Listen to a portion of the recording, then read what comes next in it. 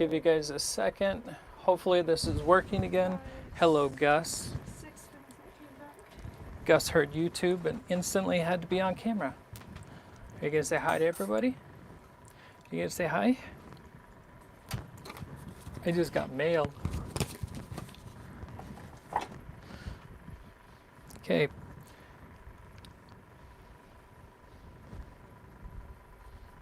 No one wants to see your butt. All right, can you guys see me now? Take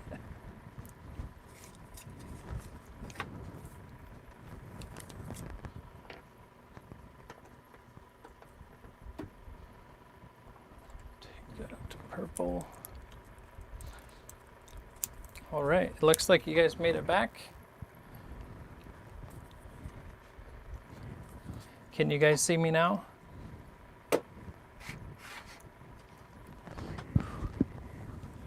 Awesome.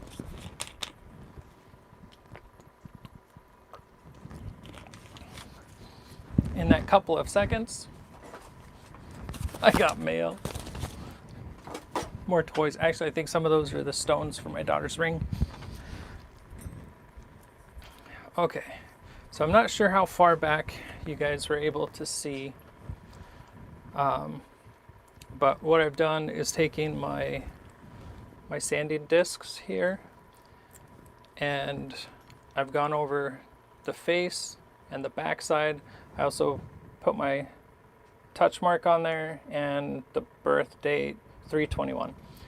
I've also just gone over the front of the tines and any of the back that I could get to that were kind of darker, because this is going to be the easiest to get in those little spots right now.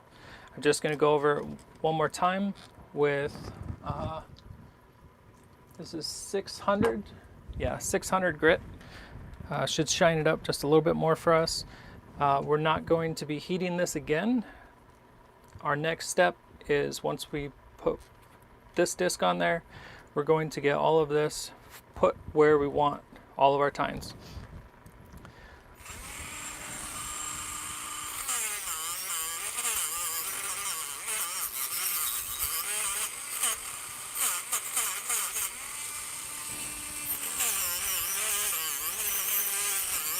That makes a huge difference for shininess.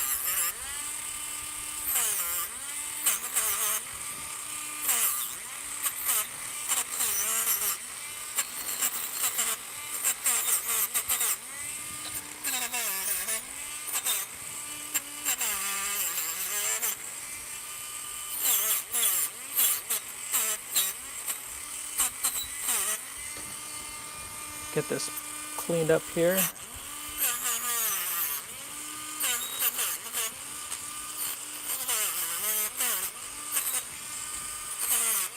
Okay, I think that's good.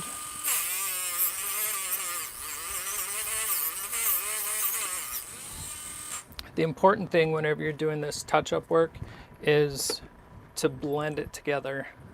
If you have like a shiny spot and then a not so shiny spot, it really stands out. So you want this really nice and smooth. We're also going to toss this in the tumbler. But right now, let's get these tines where we want them.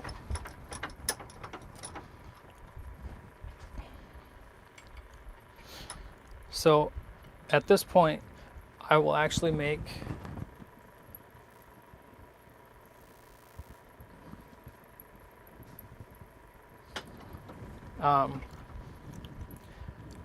I'm putting, where's the words? So this is the head. These can go past that point if we want them to. So I always put this one facing me, and two, I'll put it up, give myself some stem there to work with. So we're going to put things in their final resting place.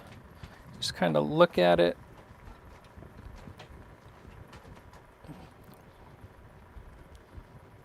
And try and keep, if you go down far like that, make sure you try and keep that circle, this bit right here, where it bends over. You want to make sure that that part is not crimped. And so we'll move this guy down a little bit.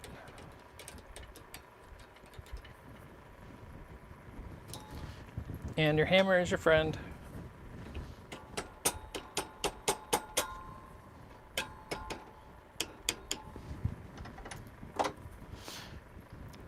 We'll get this guy. This is kind of really clustered here.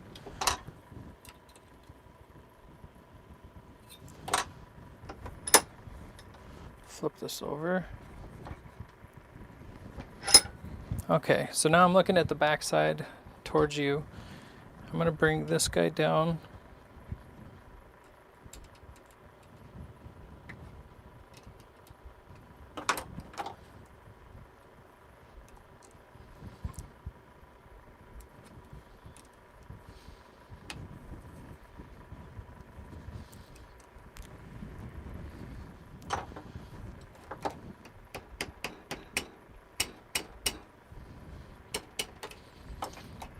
Get this guy turned over here.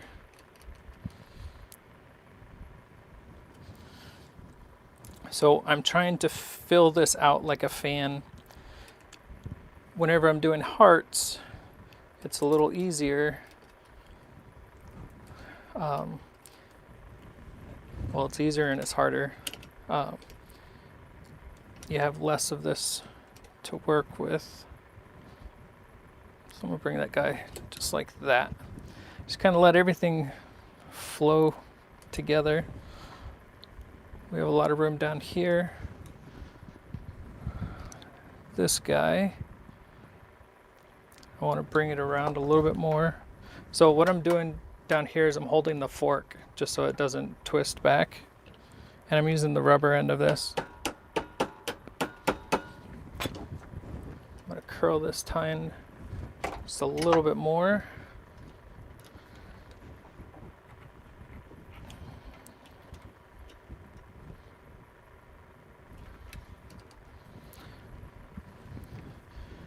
This one here will squish down. Like I said, I don't like anything to catch on your clothes if I can avoid it. Closed, closed, closed. Okay. Let's see what that looks like from the front. It's got wings. I'm gonna make these guys not so big.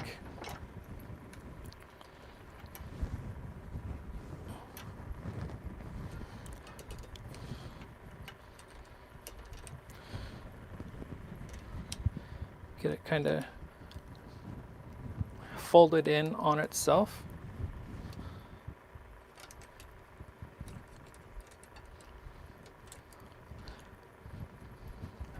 There's big and then there's big.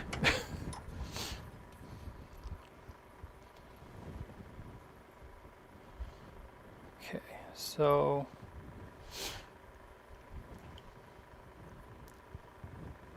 I'm going to bring this one back a little bit.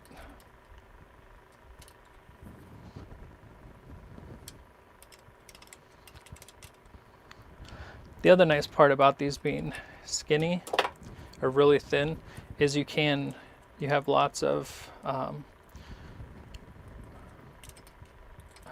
you can use your smaller tools, kind of crimp everything together easier. We're going to run this guy down here a little bit. And I want to crush this piece here together. And I use crush as a loose term. It's just bringing things closer together.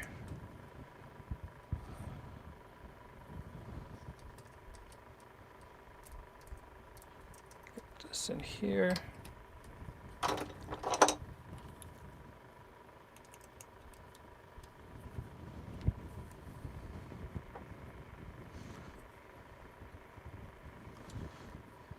There we go. That looks better to me.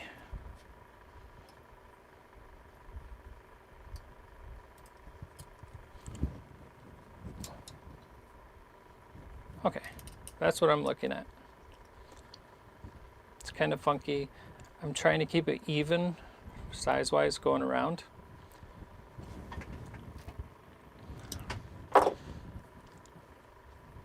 So for this next part,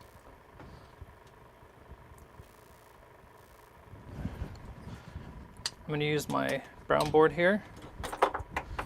And now we're going to set the fork tines. So we're basically making all of them not necessarily flat, but we want the back to be flat. So whenever it sits on your chest, it's flat and there's no high spots. So just lightly, I'm going to start taking these down.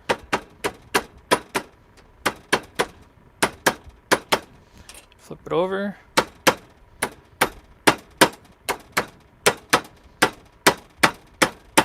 I'm working right in here.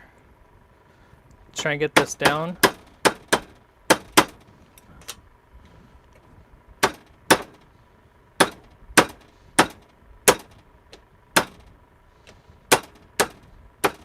Okay. See how it's wobbling like this? Those tines I'm going to have to do manually. So as you're looking at it, you can kind of see it's curved. The back is nice and flat.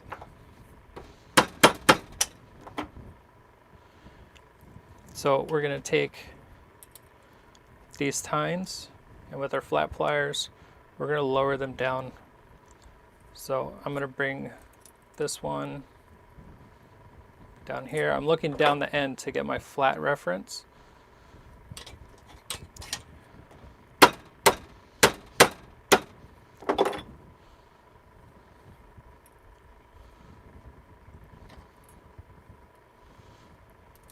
And I just try and go each tine. Make sure that you're not marring everything with your pliers here. It's very easy at this point.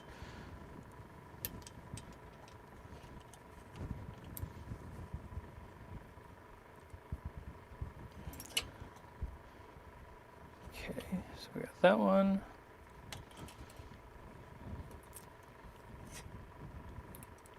Get that all bent down and back.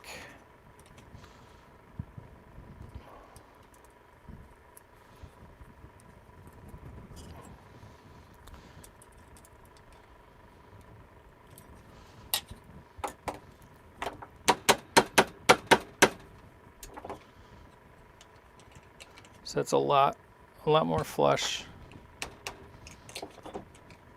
There we go. See, there's just barely any wobble in it now. So that's what we want.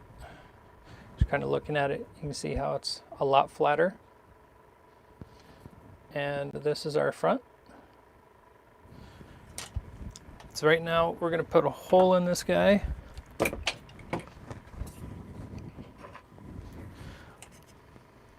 So I go up just a little bit higher, right in the middle.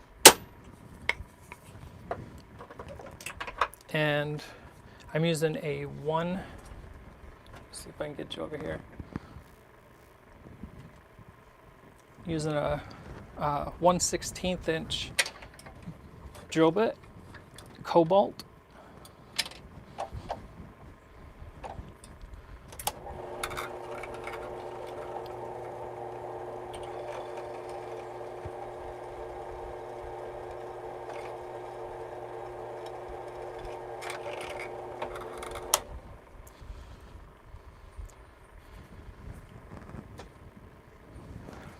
So on the back, what you're left with is this little flare. Just go right back to your drum.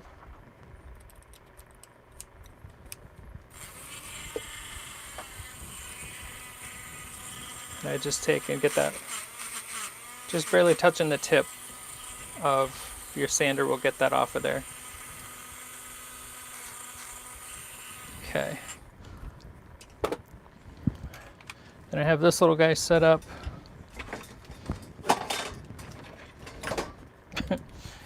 Basically, it's a 1 millimeter or a 1/16 inch diamond burr on just my first Dremel tool. I just go through the hole from the back side, just in case you slip off. It's on the back and not on the front. Grab our bolt cutters or whatever you use to cut your silverware. I want just a little bit higher than my hole because I'm going to sand it down a little bit.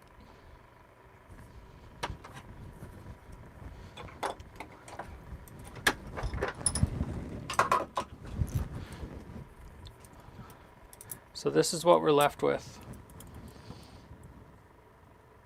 So easily a bracelet, very pretty bracelet, and a pair of stem earrings. They're not the identical length because we took a little extra chunk off of one for the hole, but it's really close. Get those in their home. You can take and put this back in your vise and file this over if you want. I'm just going to turn on my my Harbor Freight belt sander real quick.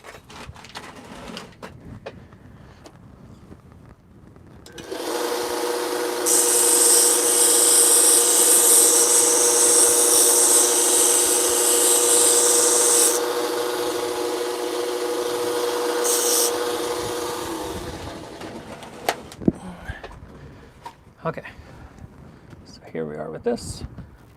I'm going to do some cleanup work with my Dremel.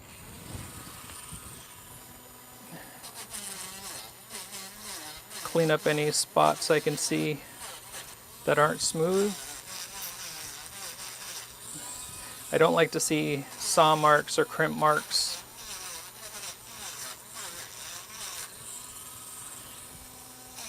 Nothing sharp, so if you run your fingers over it, it shouldn't get stuck anywhere. Okay, so actually I see two little marks on the front. So I'm going back to my 600. And this is just on the fork tines I see those marks.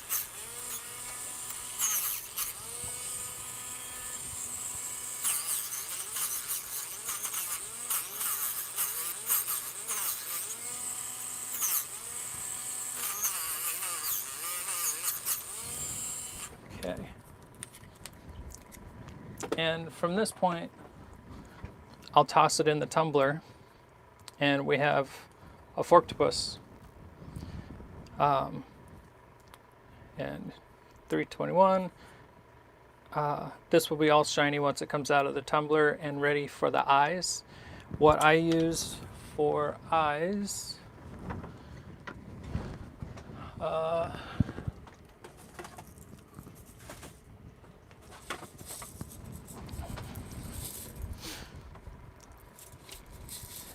so I've used these little Swarovski flat-backed crystals. And there's a real deep blue here that's probably the most popular, this deep blue.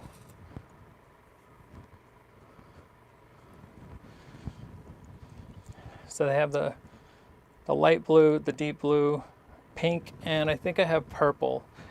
But this customer wanted blue eyes.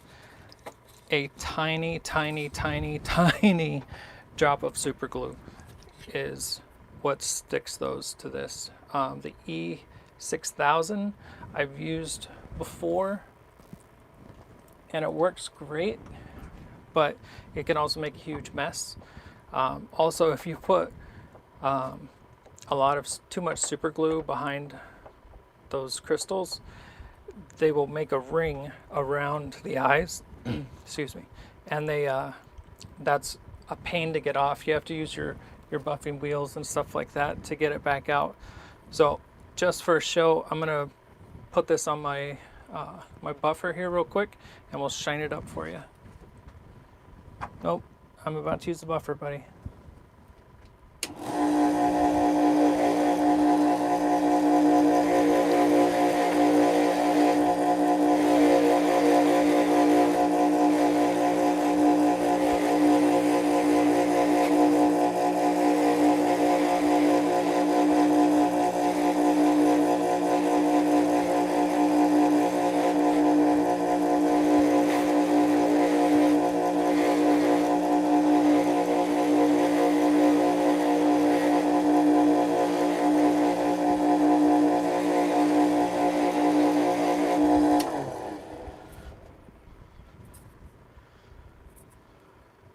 Kind of get the pieces of lint out of there.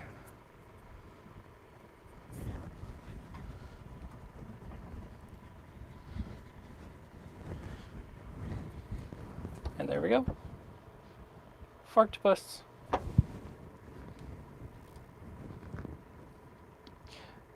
So, and this will fit,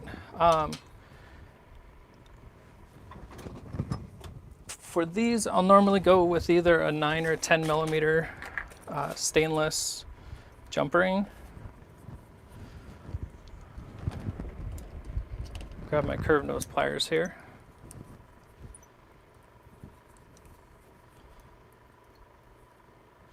I like the 9s, maybe even an 8. They just look more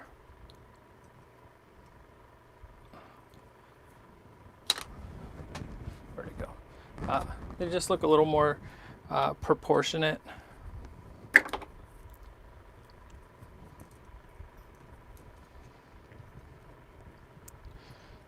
And once you put the eyes on it, it really comes to life.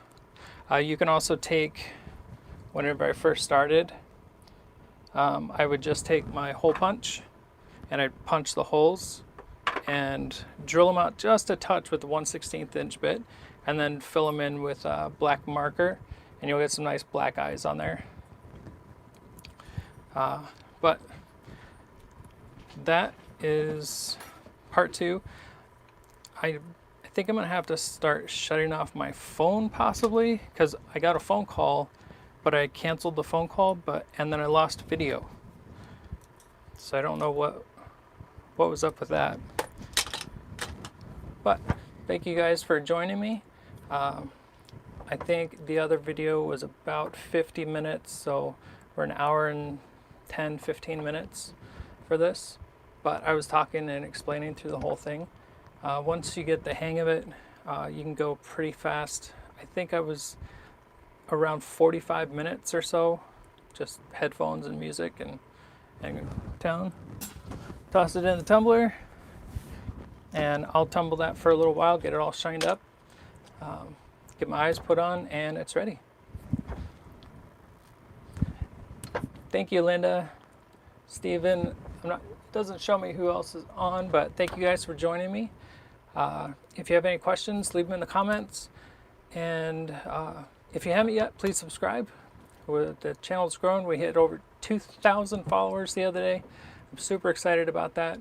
I'm pretty sure that I know what we'll be giving as a giveaway. We're still taking ideas though, so if you have something that you want, you'd like to have a chance to win, I think whatever I'm going to be able to do, I'll do it as a live, so you'll be able to see your prize on a live feed here on YouTube.